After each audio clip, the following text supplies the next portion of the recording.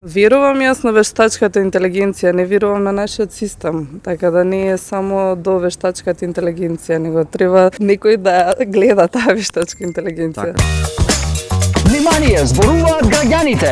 Дали Safe City ќе направи Скопје побезбеден, позакрчен или посигурен град, што мислиш? Мислам дека ќе го направи позакрчен и посигурен. Сигурен ќе биде кога ќе биде закрчен. Да.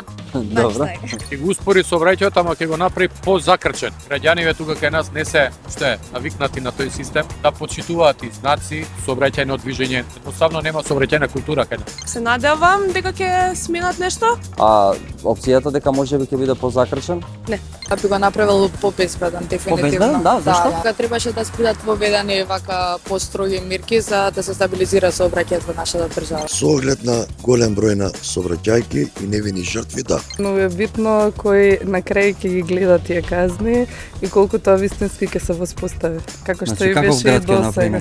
Сличен како што е. Значи нема ништо Можда да се промени. и похаотичен. Похаотичен, И позакрчен. постресен.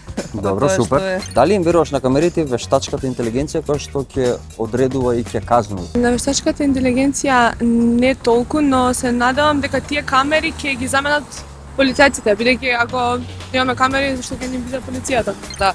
Јас мислам дека вештачката интелигенција би била доволно развиена за такви едноставни работи да може да ги држи под контрола. Па мислам дека како они што ги представуваат треба да веруваме. Ќе видиме системот понатаму како ќе реагира. Треба да има и малце толеранција како во сите Така. европски градови. Па со оглед на модерниот свет, мислам дека им верувам, има некои ситни, мали пропусти, меѓутоа они си знаат како тоа да се коригира.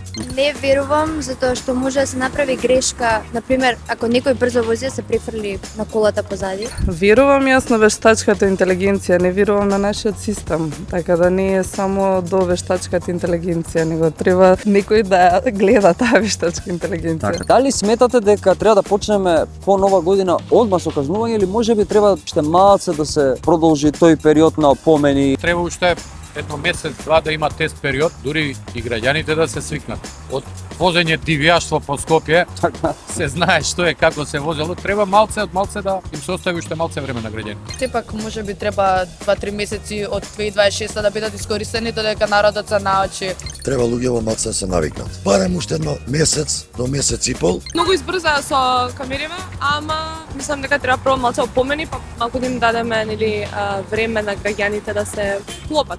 Секако мислам дека за секое ново правило треба период на адаптација. За мене оваа земја моментално ми личи на комплетен хаос. Треба повеќе време да се навикнат малку луѓето. Осекаш некоја разлика во воžњата која си во сообраќај? Да, многу поспоро возат сите. Многу Сите поспоро возат, така? Дали треба да се казва со 51 км на час возење низ градот Скопје?